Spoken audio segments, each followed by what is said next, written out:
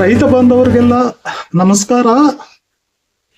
ಈ ತಿಂಗಳ ಅಂದರೆ ನವೆಂಬರ್ 26ನೇ ತಾರೀಕು ಬೆಂಗಳೂರಿನ ಸ್ವಾತಂತ್ರ್ಯ ಉದ್ಯಾನವನದಲ್ಲಿ ಸಂಯುಕ್ತ ಕಿಸಾನ್ ಮೋರ್ಚಾದಿಂದ SKMನಿಂದ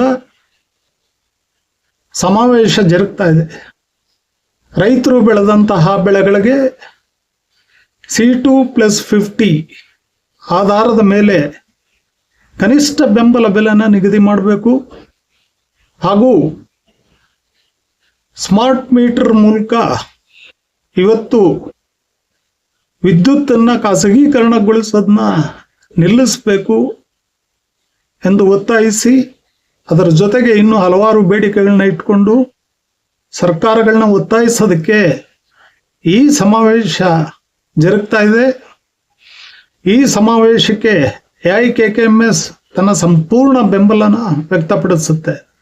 ಸ್ನೇಹಿತರೆ, ಇಡೀ ದೇಶದಾದ್ಯಂತ ಹಾಗೂ ಕರ್ನಾಟಕದಲ್ಲಿಯೂ ಸಹ SKM ಜೊತೆ AIKKMS ಮುಂಚೂಣಿನಲ್ಲಿದ್ದು ರೈತರ ಹೋರಾಟಗಳನ್ನ ತಗೊಳ್ಳೋದ್ರಲ್ಲಿ ಭಾಗಿಯಾಗಿದೆ ಅಂತ ತಿಳಿಸೋದಕ್ಕೆ ಭಾಳ ಸಂತೋಷ ಆಗುತ್ತೆ. ದೆಹಲಿನಲ್ಲಿ ರೈತರು ಹಗಲು ರಾತ್ರಿ ಮಳೆ ಬಿಸಿಲನ್ನ ಲೆಕ್ಕಿಸದೆ 1.5 ವರ್ಷಗಳ ಕಾಲ ಹೋರಾಟ ಮಾಡಿದ್ರು. 762 ರೈತರು ಹಸುನೀಗಿದ್ರು.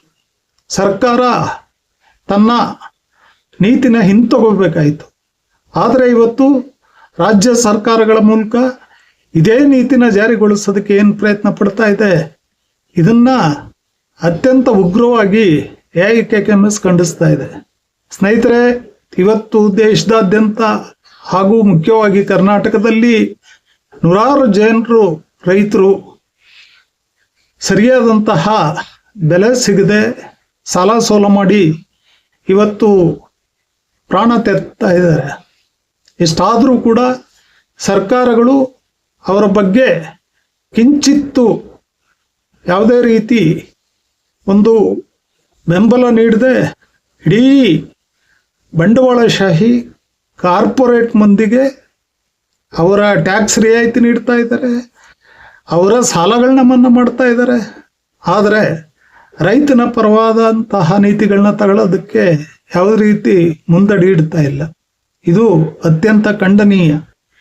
ಆದ್ದರಿಂದ ಈ ಸನ್ನಿವೇಶದಲ್ಲಿ ರೈತರು ಒಗ್ಗಟ್ಟಾಗಬೇಕು, ಒಗ್ಗಟ್ಟಾಗಿ ಹೋರಾಟಗಳನ್ನ ಬೆಳೆಸಬೇಕು.